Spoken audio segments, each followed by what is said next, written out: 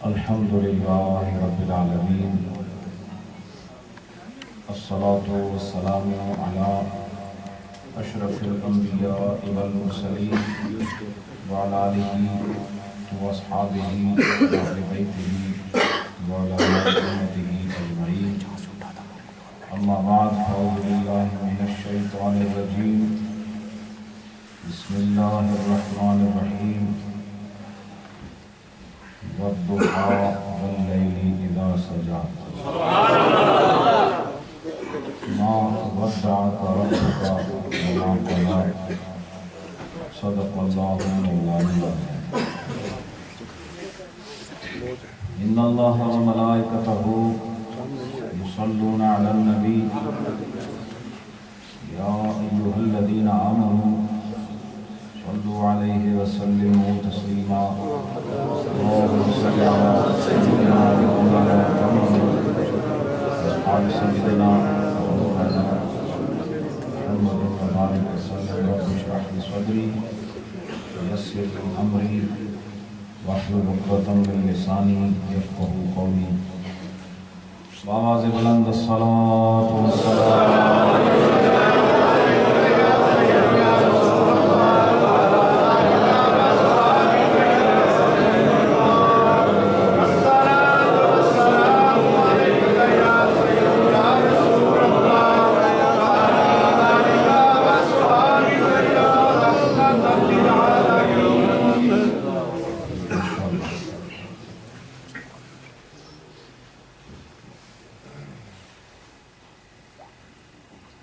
لائق تکریم اور تعظیم حضرت قبلہ رفاقت شاہ صاحب، اس مسجد کے امام و خطیب اور یہاں کے منتظمین، یہاں ادائیگی فرائض کے لیے آنے والے تمام احباب اہل سنت، اور آج کی اس پاکیزہ محفل میں دور اور نزدیک سے حاضری کی یہ سوغات حاصل کرنے کے لیے آنے والے تمام مہمان، آپ سب لوگ اور میں اس قدر خوش بخت ہیں کہ رب العالمین نے ہم سب کو بغیر محنت کے مومن بنایا ہے،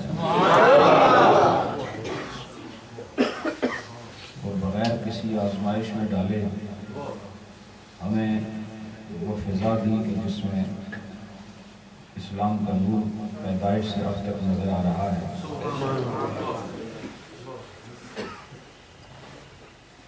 پھر آپ سب لوگ جو اپنا ملک وطن چھوڑ کر اٹلی کی سرزمین میں آ کر معاش کے بہانے یہاں ٹھہرے ہوئے ہیں، تو آپ کبھی یہ آپ نے سوچا ہے کہ آپ کتنے اللہ کی بارگاہ سے خوش بخت اور بلند نصیب آئے ہیں کہ آپ کو بہانہ معاش کا دیا، لیکن اس زمین پر اپنے نبی کے کلمے کا نور پھیلانے پر عزم بھی دیا ہے۔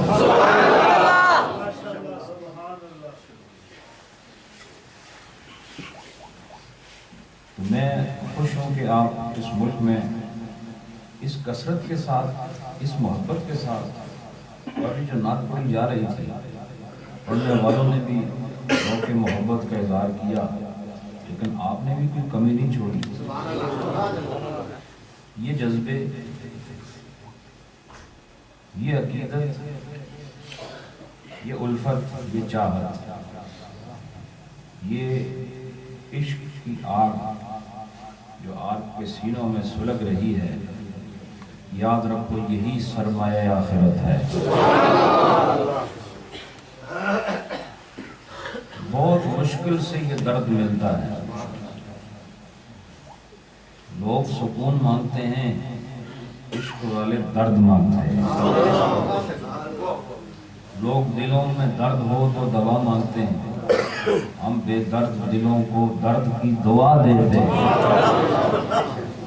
دعا دیتے ہیں کہ وہ دل جس میں درد کی اب تک چمک نہیں پیدا ہوئی، یہ دل صرف دھڑک رہا ہے اور لوگوں نے صرف اسے جسم میں خون پہنچانے کا آلہ سمجھا، اور جب درد ہوتا ہے تو یہ طبیب کا رخ کرتے ہیں، اور صوفیہ دلوں کا علاج اس طرح نہیں کرتے، وہ دعا کرتے ہیں کہ یہ دل دنیا کی محبتوں میں خوش یوں ہی آگے بڑھتا چلا جا رہا ہے، دنیا داری میں خوش نظر آ رہا ہے، اسے محبت مصطفیٰ کا درد دو، اسے درد دو۔ اور اس درد کے اندر جو کیفیت ہے، اور اس کیفیت کے اندر جو کمال ہے، اور اس کمال کی انتہا پر جو جمال ہے، اسی کی طلب کو صوفیاء کرام سرمایہ حیات کہتے ہیں۔ وہ دل جس میں درد نہیں، یہ صرف خون کو جسم میں پہنچانے کا آلہ ہے، لیکن سنی وہ ہوتا ہے کہ اس کا دل ہو سکتا ہے کسی عارضے کی وجہ سے اپنی کارکردگی میں کمزور ہو جائے، کوئی ایک آدھ والو بند ہو جائے تب بھی زندہ رہتا ہے۔ سنی کا دل خون پہنچانے میں کمزور ہو سکتا ہے، لیکن حب مصطفیٰ کی آمیزش اور عشق مصطفیٰ کی چنگاریوں کو سمیٹنے میں بخل سے کام نہیں لیتا۔ نعرہ تکبیر، نعرہ رسالت، نعرہ حیدری، جشن عید میلاد النبی۔ وہ آپ سب صاحبان دل ہیں، اور آپ ہی دلدار ہیں، اور آپ ہی دل والے ہیں، اس لیے کہ آپ کے دل میں اس کی محبت ہے جس کی محبت عین ایمان ہے۔ نبی پاک صلی اللہ علیہ وآلہ وسلم اصل کائنات ہیں، آپ اصل ایمان ہیں، آپ اصل رحمت ہیں، آپ اصل شریعت ہیں، آپ اصل موجودات ہیں، آپ اصل کائنات ہیں، آپ اصل نبوت ہیں، آپ اصل رسالت ہیں، آپ اصل کل فطرت ہے، آپ اصل اول ہیں، آپ اصل آخر ہیں، آپ ہی ہر جگہ ہیں، آپ کی وجہ سے ہم بھی یہاں ہیں، آپ ہی کی وجہ سے جو گزر گئے وہ آئے ہیں، اور آپ کی وجہ سے وہ جو نہیں آئے ابھی آئیں گے، اور آپ ہی کی وجہ سے ہم پھر سب جمع ہو جائیں گے، اور آپ کی وجہ سے انشاءاللہ جنت میں چلے جائیں گے۔ تو یہ سارا کھیل ایک ہی شخصیت کے لیے چل رہا ہے، اور کائنات کا یہ نظم، کائنات کی یہ بزم، اور کائنات کے اندر یہ سوز و ساز، اور کائنات کے یہ خوبصورت نظارے، اور اس کے بدلتے موسم، اور اس کی مختلف زمینیں، اس میں ٹھاٹھے مارتے ہوئے سمندر، اس میں ہچکولے کھاتی ہوئی لہریں، اور ہواؤں کا نظام، فضاؤں کا نظم، ستاروں کا ربط، سورج چاند ستاروں کی گردش، اور زمین کا نظام، آبشاروں کا گرنا، اور آبی بخارات کا اٹھنا، اور رینگنے والے، اور چلنے والے، بولنے والے، دیکھنے والے، تیرنے والے، اڑنے والے، آنے والے، جانے والے، یہ سارا نظام جس نظام کے ساتھ مربوط ہے اسی نظام کو محمد کہتے ہیں۔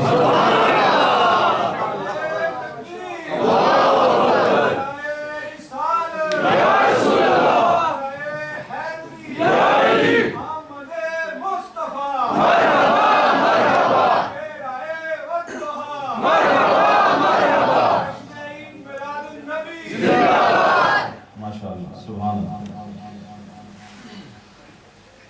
محترم جناب غلام عباس صاحب، آپ نے بڑے خوبصورت انداز سے ایک نقشہ کھینچا نبی پاک کی محبت، آپ کی ولادت کا، اور بڑے ہی نپے تلے انداز میں آپ نے کلمات ارشاد فرمائے۔ آپ کی محبت اور نبی شریف کے حق میں آپ نے جو ایک امتیازی گفتگو کی ہے، یقیناً آپ حضور شیخ العالم کے دعاؤں کے مستحق ہیں۔ اللہ آپ سب کو اجر عطا فرمائے، اور محترم شاہ صاحب کے اللہ علم و عمل میں برکتیں عطا فرمائے، آپ سب کو اللہ بڑی عزتیں عطا فرمائے۔ تھوڑی دیر بات کریں گے، تھوڑی دیر گفتگو ہوگی، اور گفتگو وہی ہوتی ہے جو قبول ہو جائے۔ لمبی تقریر کو بڑی چیز نہیں ہوتی، اور نہ چھوٹی تقریر کو بڑی چیز ہوتی ہے، نہ دلائل سے بھری ہوئی تقریر کو چیز ہوتی ہے۔ اصل چیز قبولیت ہے۔ بولو، ایک لفظ بولو، لیکن اس نیت سے بولو کہ اللہ کوئی سننے والا اس کو پسند کرے نہ کرے، تو پسند کر لے۔ نیت میری یہ نہیں کہ آپ خوش ہو جائیں، میری نیت یہ ہے کہ رب میری گفتگو سے راضی ہو جائے، اور وہ گفتگو چونکہ نبی پاک کی عظمت پر دلالت کرتی ہے، اور آپ بھی اگر اس سے خوش ہو گئے تو اس کا فائدہ آپ کی ذات کو ہوگا۔ چونکہ نبی پاک صلی اللہ علیہ وآلہ وسلم افضل الخلائق ہیں، آپ اصل کائنات ہیں، اسی لیے ہم سب کو یہ دعوت دیتے ہیں، فکر کی دعوت دیتے ہیں کہ تم شریعت کی بات بہت کرتے ہو، نماز ایسے پڑھنی ہے، روزہ ایسے رکھنا ہے، حج ایسے کرنا ہے، اور اس کے جو کلیات و جزیات ہیں اس پر کلام کرتے ہو، لیکن یہ سارے اعمال ان کا مرحلہ بعد کا ہے، ان کا مرحلہ ثانی حیثیت رکھتا ہے۔ جس چیز کی حیثیت اولیت رکھتی ہے وہ ایمان ہے۔ ایمان ہے تو پھر یہ سارے عمل کارآمد ہیں اور فائدہ مند ہیں۔ ایمان نہیں تو نماز فائدہ دیتی ہے؟ سارے بولو۔ ایمان نہیں تو روزہ فائدہ دیتا ہے؟ ایمان نہ ہو طواف کر سکتے ہو؟ کرو تو ثواب ملے گا؟ ایمان اول ہے، عمل بعد ہے۔ ایمان ابتدا ہے، عمل اس کی انتہا ہے۔ ایمان یوں سمجھ لو کہ وہ اصل مرکز اور منبع ہے کہ جس کے اندر عمل کی دعوت چھپی ہوئی ہے، پہلے اس کو ماننا ضروری ہے۔ نماز کے مسائل پر عبور ہو جائے، حدیثیں زبانی یاد ہو جائیں، قرآن سارا زبانی یاد ہو جائے، لیکن نبی پاک کو اس طرح نہ ماننا جس طرح انہیں خدا نے بنایا ہے۔ اگر آپ اور میں، ہماری کوئی حیثیت بنتی ہے حضور کے سامنے؟ کچھ بھی ہیں ہم، یعنی کوئی ہم یہ لفظ کہنے کے بھی روادار نہیں، لیکن سمجھانے کے لیے کہنا پڑتا ہے۔ دیکھو میں اور آپ کسی صورت میں بھی نبی پاک صلی اللہ علیہ وسلم کے سامنے کسی بھی حیثیت سے کھڑے ہونے کے قابل نہیں، لیکن جو کچھ میرے اندر اللہ نے کمالات دیے ہیں، اس طرح آپ ہر آدمی کے اندر خدا نے کوئی نہ کوئی ہنر ضرور رکھا ہے۔ آپ بے فیض لوگ نہیں ہیں، یہ یاد رکھو۔ اگر میں اوپر بیٹھا ہوں تو اس لیے کہ میں نے آپ کو کوئی بات کرنی ہے، اس لیے نہیں کہ آپ کی عزت مجھ سے کم ہے۔ آپ سب مومن ہیں، اور مومن کی عزت کا خدا نے اعلان فرمایا، وَلِلَّهِ الْعِزَّةُ وَلِرَسُولِهِ وَلِلْمُؤْمِنِينَ۔ عزت آپ سب کی ہے ایمان کی وجہ سے۔ پتہ چلا عزت کی ابتدا بھی ایمان سے ہی ہوتی ہے۔ کس سے ہوتی ہے؟ وَلِلَّهِ الْعِزَّةُ وَلِرَسُولِهِ وَلِلْمُؤْمِنِينَ، ایمان والوں کے لیے۔ صالحین نہیں فرمایا، صالحین وہ ہوتے ہیں جو ایمان کے بعد نیک عمل کرتے چلے جاتے ہیں۔ کہا مومنین، مومن وہ ہوتا ہے جو اللہ کی وحدانیت کو قبول کرے، نبی کی نبوت کو قبول کرے، اللہ کو اس طرح مانے جیسے اللہ کو ماننے کا حق ہے، اور نبی کو اس طرح مانے جس طرح نبی کو ماننے کا حق ہے۔ جب یہ پورا ہوا تو ایمان پورا ہوا، ایمان پورا ہوا تو اب عمل بھی فائدہ دینا شروع کر دے گا۔ تو میرے اندر بھی اللہ نے کچھ کمالات رکھے ہیں، آپ کے اندر بھی، ہر آدمی کے اندر۔ آپ کے جتنے بھی اس اجتماع میں لوگ موجود ہیں اس وقت، اس میں دیکھیں کوئی ایسے لوگ ہوں گے جو گاڑیاں چلاتے ہیں، یہ ایک ہنر ہے کہ نہیں؟ بولو نا۔ کچھ لوگ ہیں جو پڑھاتے ہیں، قرآن پڑھاتے ہیں، تو یہ ایک ہنر ہے کہ نہیں؟ کچھ وہ جو کسی فیکٹری میں جا کے کام کرتے ہیں، یہ بھی ہنر ہے کہ ہنر نہ ہو فیکٹری میں کام ملتا ہے؟ بولو نا، نہیں ملتا۔ پھر کوئی دکان پہ کھڑے رہتے ہیں، ہر آدمی کے پاس کوئی ہنر ہے۔ اب جو ہنر تمہیں اللہ نے دے دیا، اگر کوئی اس کو قبول نہ کرے اور کہے میں تمہیں مانتا ہوں کہ تم بہت اچھے آدمی ہو، لیکن ایک آدمی جو ٹیچر ہے، استاد ہے، معلم ہے، وہ پڑھا رہا ہے، آپ کہتے ہیں میں آپ کو انسان تو مانتا ہوں لیکن آپ کو استاد نہیں مانتا، تو مجھے بتاؤ آپ نے اس کو مانا ضرور ہے، لیکن آپ نے اس کی اس صفت کا انکار کیا، اس شان کا انکار کیا جو اللہ نے اسے عطا کی۔ تو بتاؤ آپ سے خوش ہوگا؟ آپ کا ماننا جو استاد نہیں مانتے باقی سب کچھ مانتے ہو، یہ ماننا قبول ہوگا؟ نہیں قبول ہوگا۔ کیوں؟ کہ آپ نے اس کی صفت معلمیت کہ وہ دوسرے کو پڑھانے والا ہے، اس صفت کا انکار کیا تو باقی صفات کا اقرار کیا۔ یہ ایک صفت کا انکار کرنا بھی ایسا ہے جیسے پورے انسان کا انکار کرنا۔ تو آپ اور میں اگر اللہ کی دی ہوئی ایک صفت کے انکار پر کسی کو معاف نہیں کرتے، جو حافظ ہے اسے کوئی کہے تم حافظ نہیں، وہ قبول کرے گا؟ بولو نا۔ اور جو قاری ہے اسے کوئی کہے تم قاری نہیں، وہ قبول کرے گا؟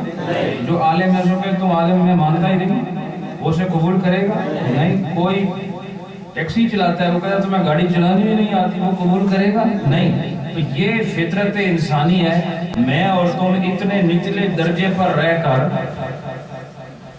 اپنی ایک آدھ صفت کے انکار پر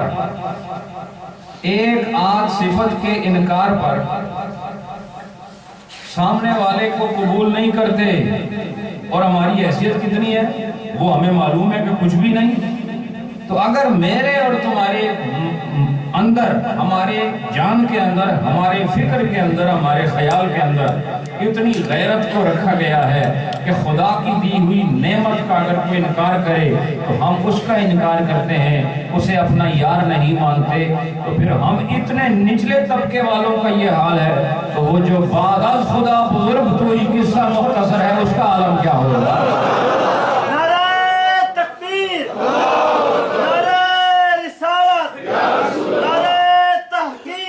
سرکار کی آمد، منٹھار کی آمد، سونے کی آمد، مکی کی آمد۔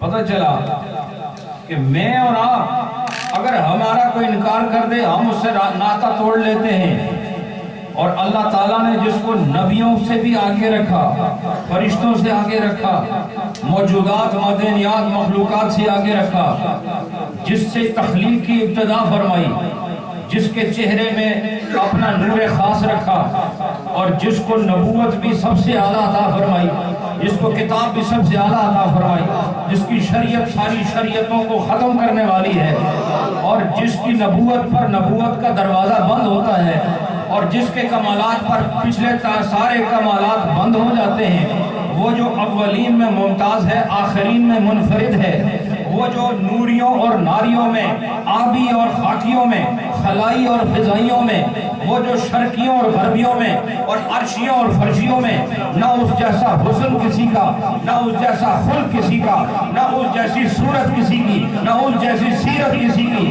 نہ اس جیسی شریعت کسی کی، نہ اس جیسی نبوت کسی کی، نہ اس جیسی اولاد کسی کی، نہ اس جیسی ازواج کسی کی، نہ اس جیسی قوم کسی کی، نہ اس جیسی کتاب کسی کی، نہ اس جیسی امت کسی کی۔ تو پھر مجھے بتاؤ جو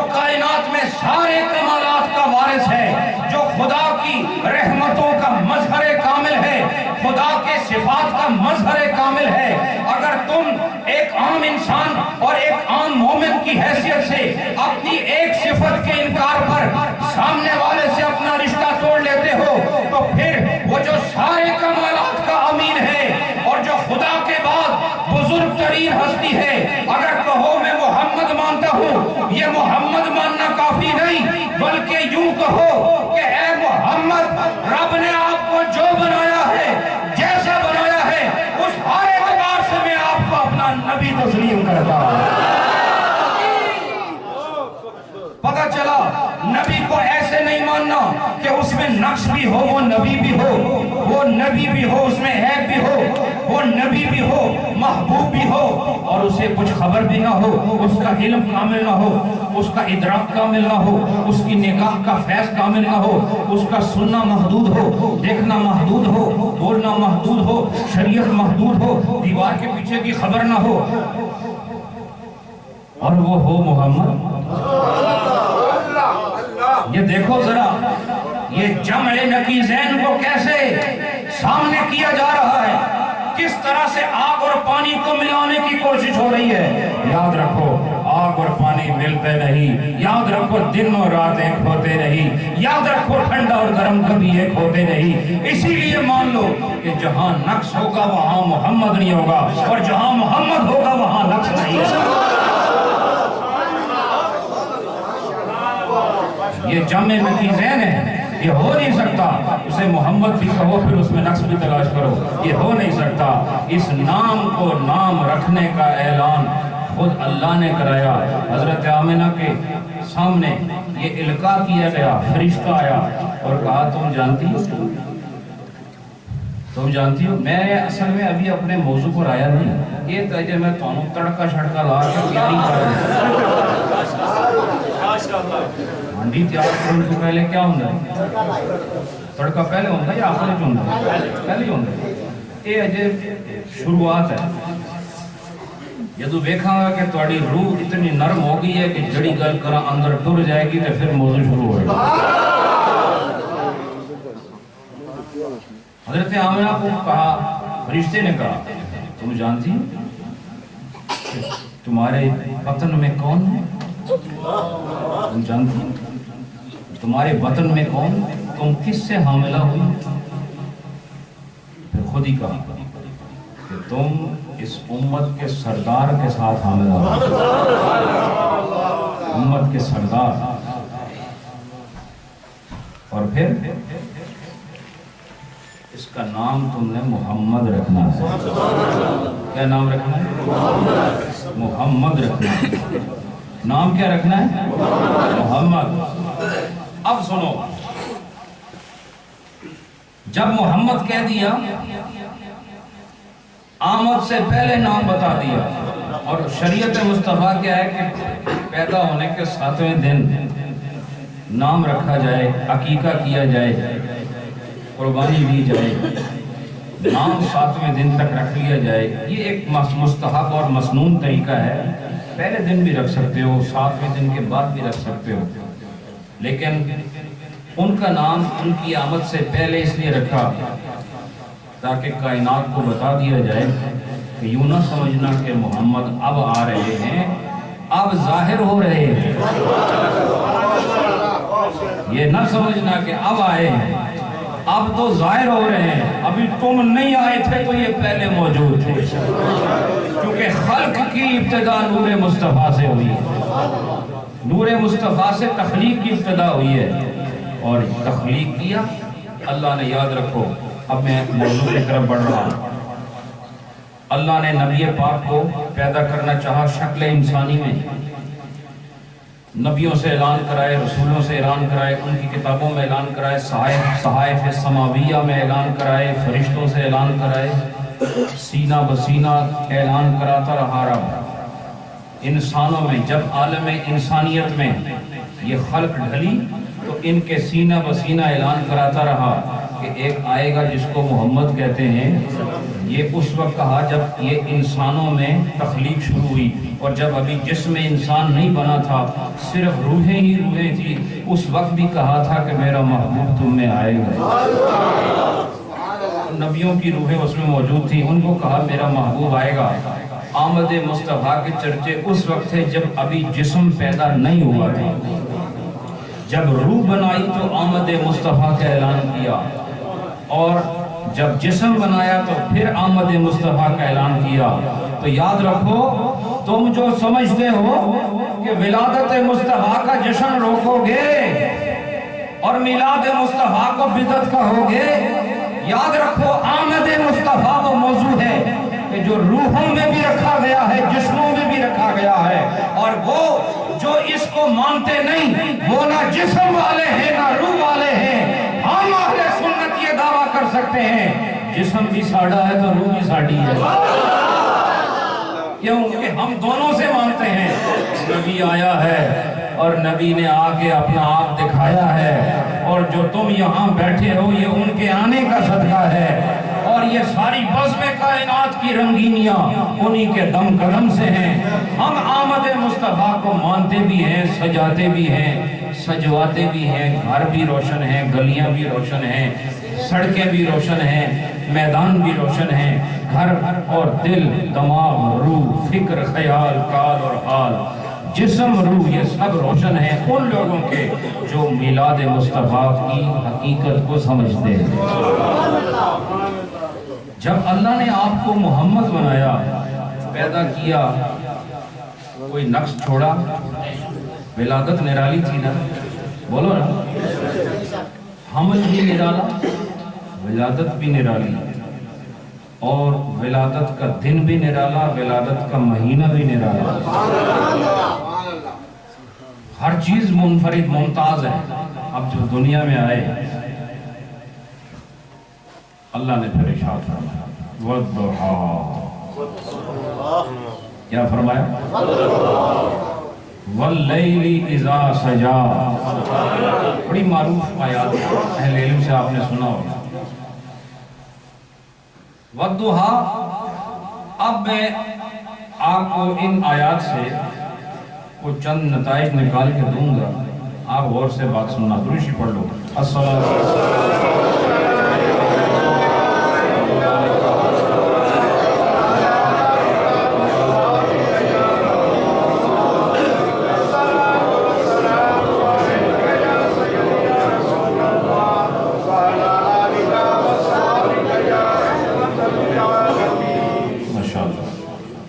اللہ نے فرمایا والضحیٰ. اب عربی گرامر کے حساب سے ضحیٰ سے پہلے واو آیا ہے، والضحیٰ. واو جب ضحیٰ سے ملتا ہے تو والضحیٰ بن جاتا ہے. ٹھیک ہے. یہ واو بہت قسم کے ہوتے ہیں، وہ جو نحو جانتے ہیں ان کو پتہ ہے. اور یہاں جو قسم واو کی آئی ہے اس واو کو کہتے ہیں واو قسمیہ. کیا کہتے ہیں؟ قسم والی. عربی زبان میں قسم اٹھانے کے لیے 3 قسم کے حرف آتے ہیں. کتنے حرف آتے ہیں؟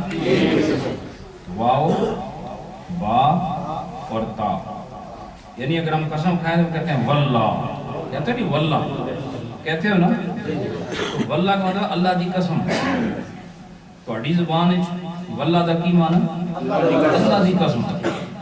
اور دوسرا طریقہ ہے با کے ذریعے. آپ کہیں باللہ. باللہ کا مطلب یہی ہے اللہ دی قسم. اور تیسرا طریقہ ہے تاللہ ہے. اس کا مطلب یہ اللہ کی قسم. تو اللہ کی قسم واللہ سے بھی ہو سکتی ہے، باللہ سے بھی ہو سکتی ہے، تاللہ سے بھی ہو سکتی ہے. اور یہ حروف قسمیہ ہیں، قسم کے لیے استعمال ہوتے ہیں. جب قسم اٹھائی جاتی ہے تو عربوں کا طریقہ یہی ہے کہ وہ جس چیز کی قسم اٹھاتے ہیں اس سے پہلے واو لگاتے ہیں، اور اس سے پتہ چل جاتا ہے کہ اب بولنے والا عام بات نہیں کر رہا بلکہ قسم اٹھا رہا ہے. اللہ قسم اٹھا رہا ہے. اور اللہ قسم اٹھانے والا کن الفاظ کی؟ اللہ فرماتا ہے والضحیٰ. اور ضحیٰ کیا ہوتا ہے؟ ضحیٰ کہتے ہیں چاشت کے وقت کو. چاشت کا وقت کیا ہوتا ہے یہ میں آپ کو بتاتا ہوں. سورج جب فجر کی نماز جب آپ پڑھ لیتے ہیں اس کے بعد سورج طلوع ہوتا ہے طلوع ہونے کے بعد جب بلند ہو جاتا ہے،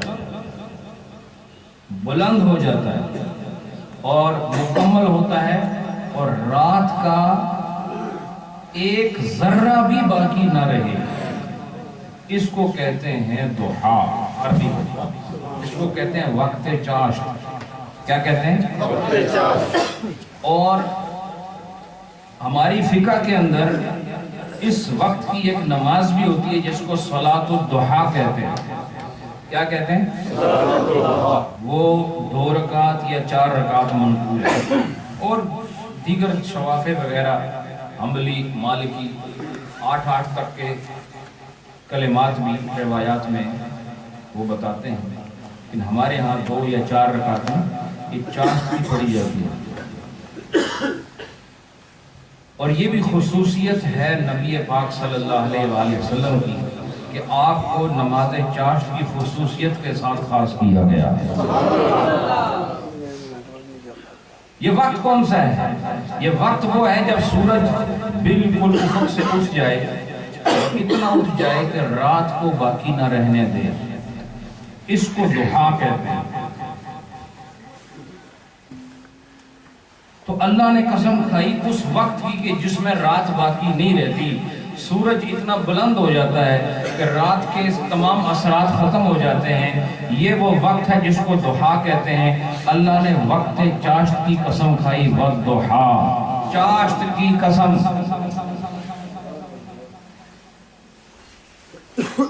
اور اس کے مقابلے میں پھر ایک دم دوسری قسم جو اس کے ساتھ متصل ہے، وہ فرمایا والضحیٰ واللیل اذا سجا، اور رات کی قسم جب وہ ہر سو پھیل جائے، ہر سو بکھر جائے، ہر طرف اندھیرا ہو جائے۔ یہ کون سا وقت ہے؟ یہ رات کا وہ آخری وقت ہے کہ جس میں دل والے تہجد کی نماز پڑھتے ہیں، اور اس کو صلاۃ اللیل کہا جاتا ہے۔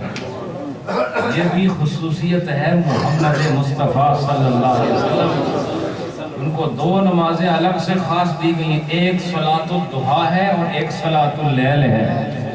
صلاۃ الضحیٰ سورج طلوع ہونے کے بعد ہے، اور صلاۃ اللیل رات کا سب سے آخری حصہ ہے جس میں سکون کے ساتھ نیند ہو جائے تو پھر آدمی فرض نماز کے لیے نہیں، نفل نماز کے لیے اپنی نیند کو توڑ کر بارگاہ صمدیت میں سر بسجود ہو جاتا ہے۔ یہ صلاۃ اللیل ہے۔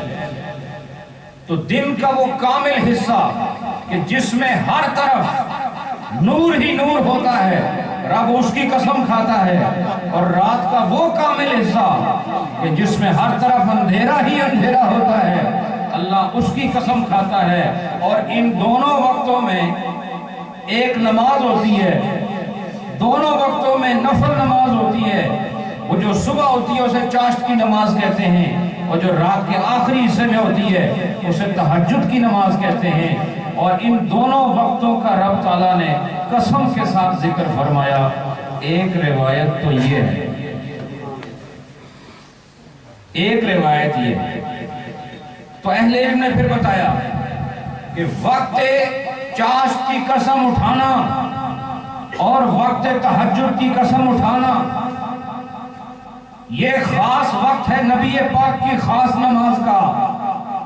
چاشت کے وقت نبی پاک نفل ادا کرتے ہیں، اور تہجد کے وقت بھی نفل ادا کرتے ہیں۔ گویا کہ رب العالمین یوں قسم اٹھاتا ہے کہ اے محبوب، تیری چاشت کی نماز کی قسم اور تیرے تہجد کی قسم،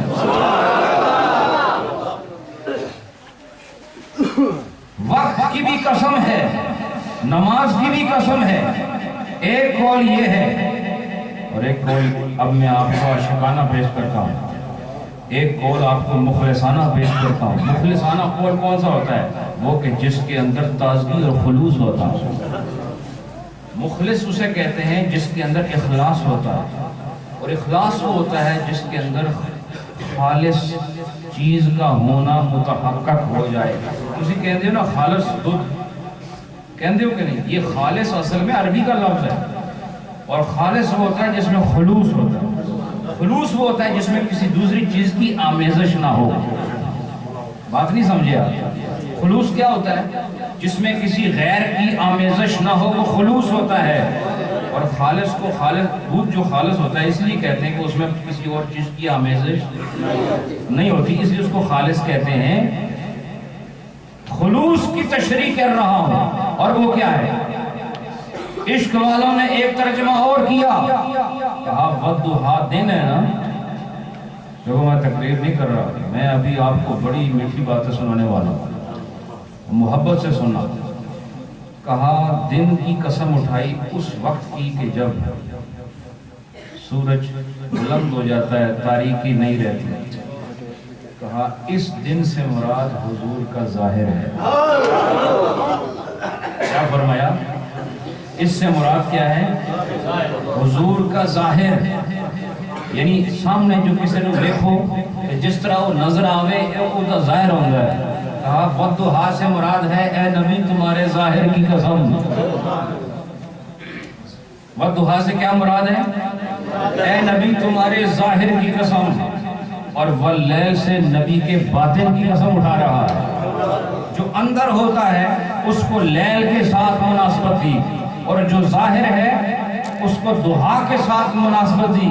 کہا اے محبوب والضحیٰ واللیل اذا سجا، اے محبوب تیرے ظاہر کی قسم اور تیرے باطن کی قسم. قسم خدا کب اٹھاتا ہے؟ دیکھو اللہ قسم اٹھاتا ہے تاکید کے لیے، اللہ قسم اٹھاتا ہے کسی واقعے کی حقیقت کو بیان کرنے کے لیے. اور اللہ قسم اٹھائے گا تو کس طرح اٹھائے گا؟ اللہ جب بھی قسم اٹھائے گا اپنی شان کے مطابق اٹھائے گا. وہ کبھی ایسی قسم نہیں اٹھائے گا جو اس کی شان کے خلاف ہوگی. وہ اس شے کی قسم اٹھائے گا جو اس کے شان کے مطابق ہوگی. اللہ نے فرمایا محبوب تیرے ظاہر کی قسم.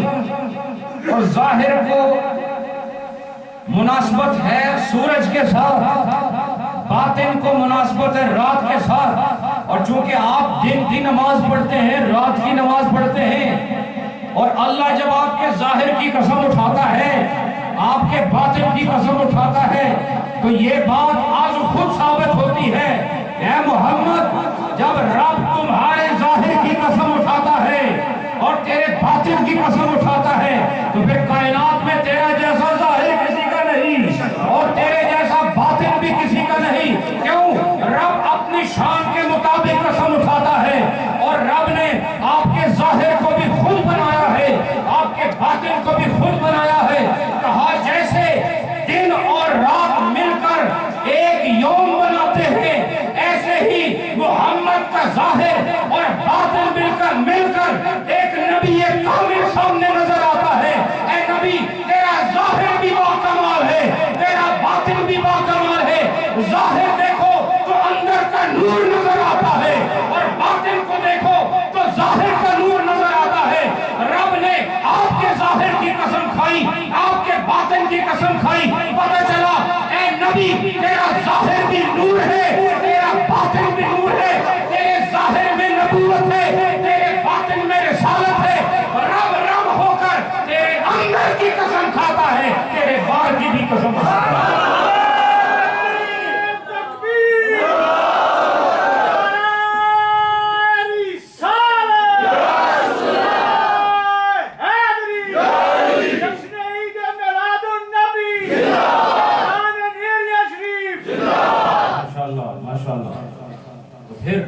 یہ تشریح جو میں آپ کو پیش کر رہا ہوں کیونکہ یہ صوفیاء کرام کی تشریح ہے اور اپنے من سے پیش نہیں کر رہا، بلکہ وہ خوبصورت کتابیں جنہوں نے حب مصطفیٰ کے چراغ ہر سینے میں روشن کیے ہیں ان کے مطالعے کے نتیجے میں یہ بات کر رہا ہوں. تو فرمایا والضحیٰ تیرے ظاہر کی قسم، واللیل تیرے باطن کی قسم. تو اب آپ کا ظاہر بھی اللہ کے ہاں معلوم ہے کہ وہ کیسا ہے، اور آپ کا باطن بھی اللہ کے ہاں معلوم ہے وہ کیسا ہے، اور اللہ اپنی شان کے مطابق قسم کھا رہا ہے. پتہ چلا کائنات میں نہ ایسا ظاہر کسی کا ہے نہ ایسا باطن کسی کا ہے.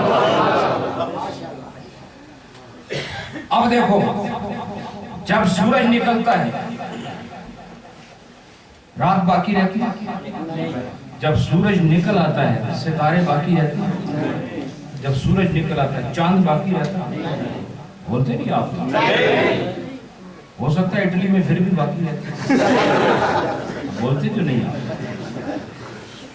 ये बताओ मुझे, जब सूरज वक्त चाश्त में बुलंद होता है तो फिर आपको चांद नजर आता है, फिर आपको सितारे नजर आते हैं, लेकिन जब तक सूरज नहीं होता सितारे चमकते नजर आते हैं, चांद चमकता नजर आता है, 7 सितारों का झुरमुट भी बड़ा साफ नजर आता है। और वो खास सितारे जिनकी मदद से पुराने दौर में समंदरी और जमीनी सफर होते थे वो भी आपको नजर आते हैं। लेकिन जैसे ही सूरज बुलंद होता है और चाश्त के वक्त में दाखिल हो जाता है, फिर ना सितारा नजर आता है, फिर ना चांद नजर आता है। क्या इसमें ये खबर नहीं कि इससे पहले जो आते रहे वो चांद सितारे थे? इससे पहले आदम से लेके ईसा तक जो आते रहे वो चांद सितारे थे, और चांद सितारे उस वक्त तक होते हैं जब तक सूरज नहीं आता। जब सूरज आ जाता है फिर उनकी जरूरत बाकी नहीं रहती किस एतबार से, रास्ता तलाश करने के लिए। और हम भी, नबी पाक ने हमें रास्ता दिया शरीयत आखिर, उसके बाद कोई शरीयत नहीं। अब पिछली शरीयत की तरफ रुजू नहीं कर सकते, क्यों? कि पहले सितारों का दौर था, पहले चांद का दौर था, अब सूरज का दौर है, मोहम्मद का दौर है। अब पिछली शरीयत नहीं आएगी, अब नई बात होगी, और वो नई आखिर बात होगी। फरमाया जो पीछे गुजर गए नबी उन पर खातिम बनकर आए हैं, लिहाजा पता चला कि वो सारे अनवार जो पिछले सितारों में थे और जो चांद के अंदर नजर आता था, अब उसकी जरूरत क्यों नहीं है? इसलिए कि अब मोहम्मद मुजस्सम सूरज बनकर आए। अब जरूरत नहीं। जरूरत का मतलब ये नहीं, ईमान लाना तो जरूरी है ना। जरूरत का माना ये कि आज कोई मूसा अलैहिस्सलाम की शरीयत पे अमल कर सकता है? बोलते नहीं आप। हजरत ईसा की शरीयत पे अमल कर सकता है? नहीं। क्यों?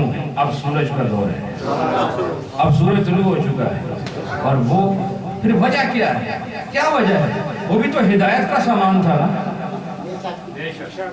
जिन्होंने हजरत मूसा की शरीयत पर अमल किया, उन पर ईमान लाया जैसे ईमान लाना चाहिए था, वो जन्नती हैं कि नहीं? सारे बोलो जरा, वो जन्नती हैं कि नहीं? ये सारे जन्नती हैं जिन्होंने हजरत ईसा अलैहिस्सलाम की शरीयत पर अमल किया, ईमान कबूल किया, ये जन्नती हैं कि नहीं? तो क्या वजह है? अगर उस पर आज अमल करो तो दोज़खी बन जाते हो। आज शरीयत मूसवी पर अमल करो दोज़ख में जाओगे, आज शरीयत ईसवी पर अमल करो दोज़ख में जाओगे। क्या वजह है? आज तौरात पर अमल नहीं हो सकता जबकि वो कलामुर रहमान है। आज इंजील पर अमल नहीं हो सकता जबकि खुदा का कलाम है। आज ज़बूर पर अमल नहीं हो सकता। अगर ये अपनी असल हालत में होते तब भी नहीं हो सकता। क्यों? वजह क्या है? वजह ये कि वो पिछले दौर में जितना कुछ तजर्बे से हासिल हुआ, जिंदगियां गुजरी, वक्त गुजरता रहा, छान छान कर जितने कमालात थे शरीयत मूसा में और शरीयत ईसा में और तौरात, ज़बूर और इंजील के अंदर सहाइफ समाविया में जितने जौहर थे वो सब छाननी में छान कर मोहम्मद मुस्तफा के अंदर खुदा